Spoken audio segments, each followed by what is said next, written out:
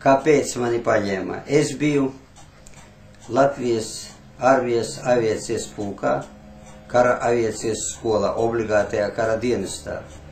Pirms tam es biju beidzis Latvijas aerokluba aviācijas skolu, darbojies aktīvi planeristu grupās, pēc tam aizsargu aviācijā. Tas, acīm redzot, bija viens no galvenajiem apvainojuma elementiem, ja tā varētu teikt. Un tad, kad 41. gada februārī pulka atliekas izvietotas pa dažādām karaspēka daļām, aviācijas pulka bijušos dalībniekus, instruktorus, virsniekus arestēja, masveidīgi tad arī es iekļuvu tādā arestu vilnī. Nu, arestēšana notika dienas telpās, bija Rīgas Kainieku kara skolā časts po MPO.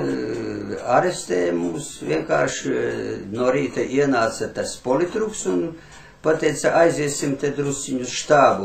Un štābs izrādījās Kongresu nama Amatielā 5, pagrabs.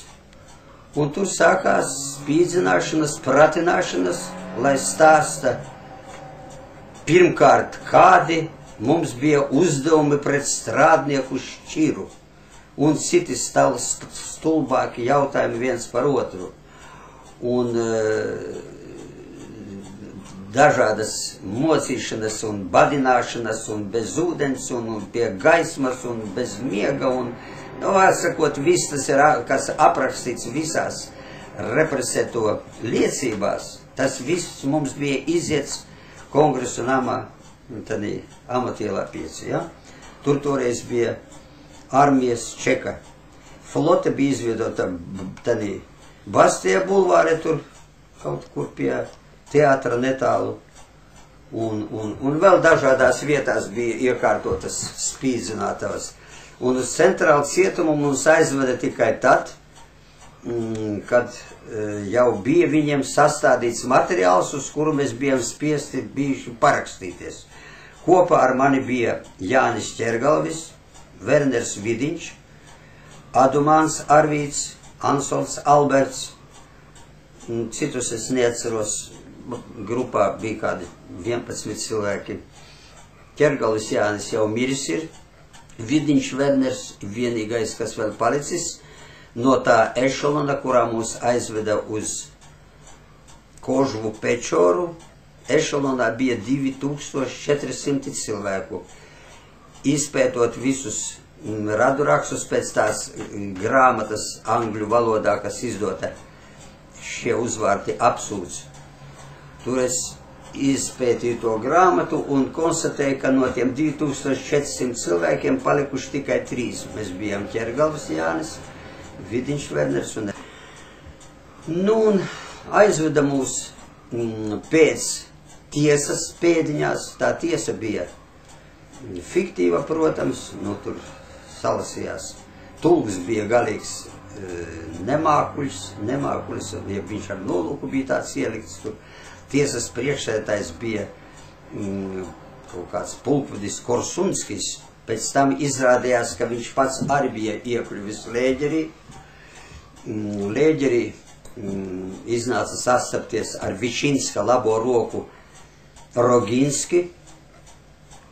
Viņš man šatāt šo to pastāstīja no sava darba. Es viņam starp citu jautāju, cik ir aiz zelondrātīm Padomju Savienībā tanīs laikā. Viņš teica, ka ne mazāk kā 29 un ne vairāk kā 31 miljons viņa darbības laikā, visu laiku. Tā kā tas gulaks un vispār viss tā sistēma bija cilvēku mērdētava, tad nepārtraukti vieni tika norakstīti uz bojāējas rēķina un jauni tika papildināti. Tā tas bija konkrēti arī Kožvas Vorkutas maģistrālē, kuru mēs celt bijām aizvesti. Mūsu ešalons apstājās pie Pečoras upes, līdz turienē dzelzceļš jau bija no kotlas izveidotas, un tālāk dzelzceļa nebija. Mums bija līdz Vorkutai tas dzelzceļš jātaisa.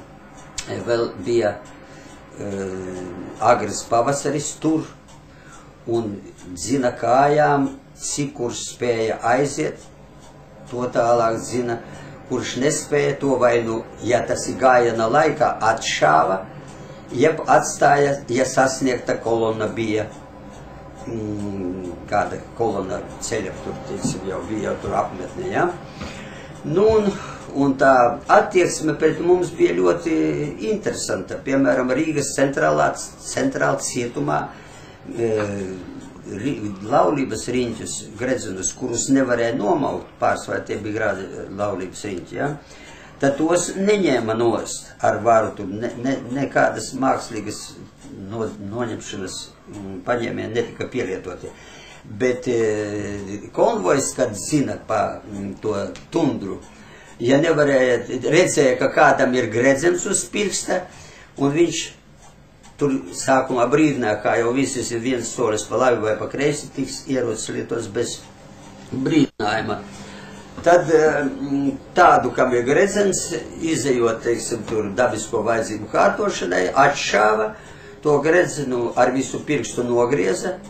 Tāpat, ja bija zelta zobi, tos ar āķīšiem norāva un to palicēju norakstīja kā vēl. Nu, tā kā tas dzelzceļš bija gaužām vajadzīgs, jo Donbass jau bija zaudēts karā.